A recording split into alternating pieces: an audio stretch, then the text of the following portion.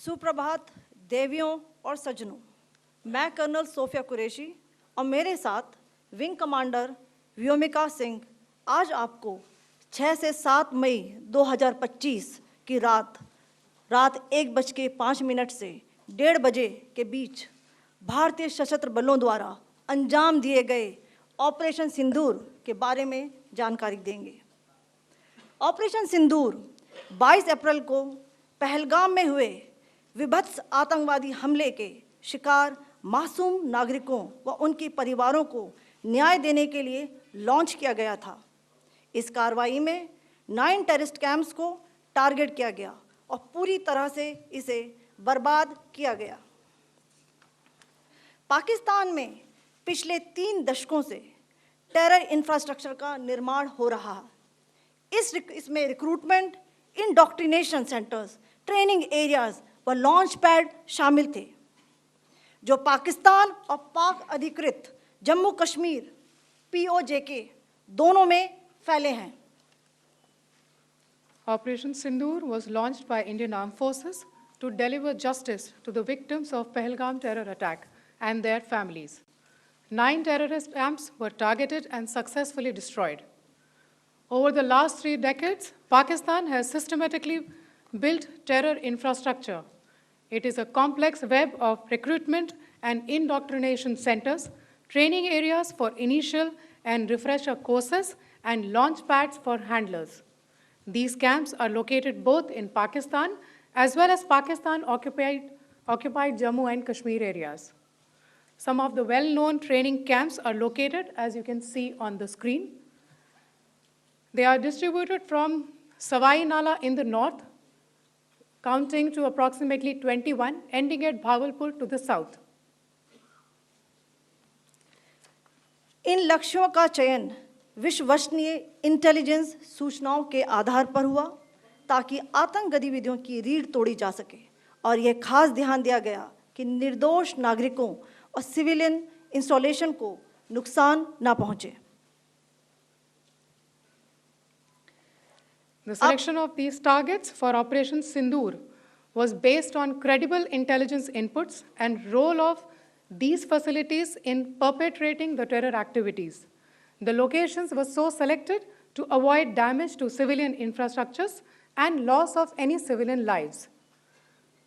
This was done with due diligence, and the camps selected for targeting and their engagement will now be shown to you one by one. POJK के targets मैं आपको बताना चाहूँगी। सबसे पहले सवाई नाला camp Muzaffarabad, जो कि POJK के लाइन ऑफ कंट्रोल से 30 किलोमीटर दूर है।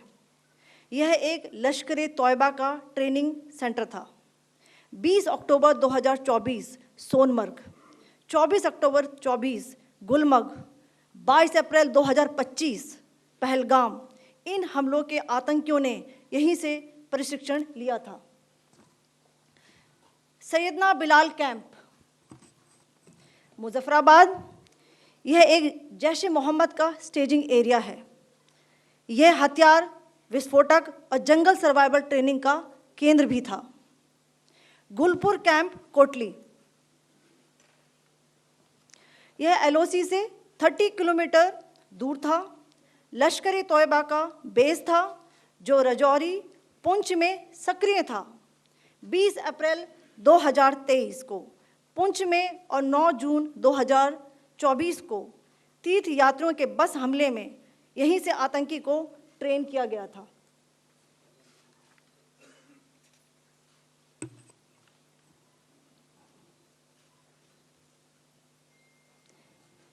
बरनाला कैंप भिंबर, ये LOC से 9 किलोमीटर दूर है।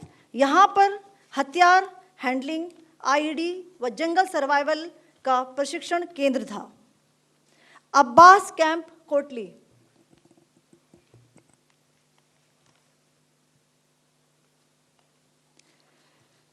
यह LOC से 13 किलोमीटर दूर है।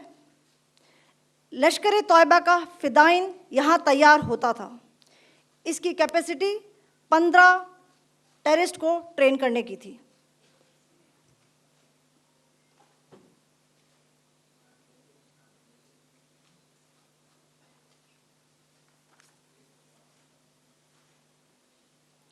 अब मैं पाकिस्तान के अंदर के टारगेट से अवगत कराना चाहूँगी। पहला, सर्जिकल कैंप सियालकोट। यह अंतर्राष्ट्रीय सीमा से 6 किलोमीटर की दूरी पर है, सांबा कठुआ के सामने।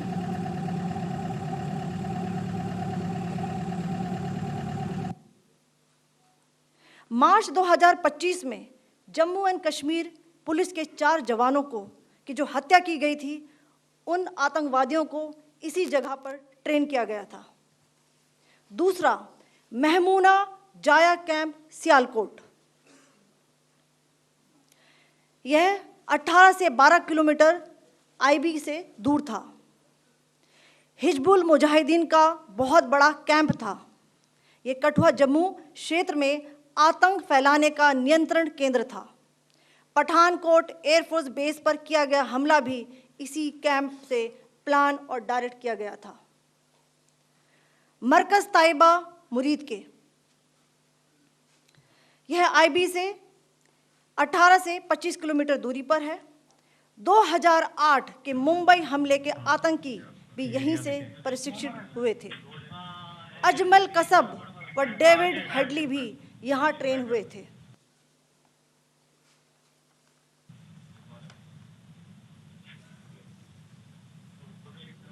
आगे दूसरा है।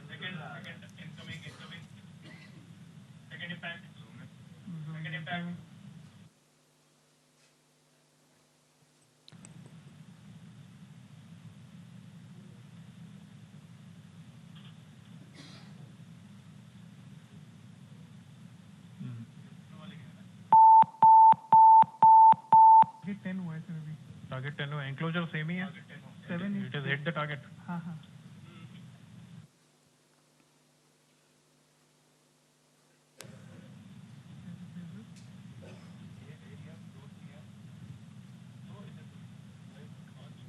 आ गया सर इम्पैक्ट।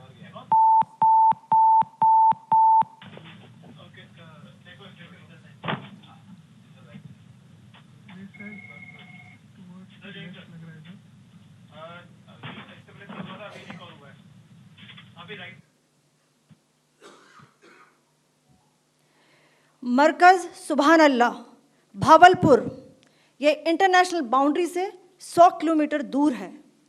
जैश ए मोहम्मद का मुख्यालय था। यहाँ पर रिक्रूटमेंट, ट्रेनिंग व इंडोक्ट्रिनेशन का केंद्र भी था।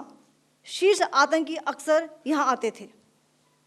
मैं आप सबको बताना चाहती हूँ कि किसी भी सैन्य ठिकाने का निशाना नहीं बनाया गया और अभी तक किसी तरह की नागरिक क्षति की रिपोर्ट नहीं है। धन्यवाद। जय Hind. The strike on the terror camps were undertaken through precision capability, as shown to you. A niche technology weapons with careful selection of warheads was ensured so that there will be no collateral damage. The point of impact in each of the target was a specific building or a group of buildings. All the targets were neutralized with clinical efficiency, and the results reiterate the professionalism of the Indian Armed Forces in the planning and execution of their operations. No military establishments were targeted.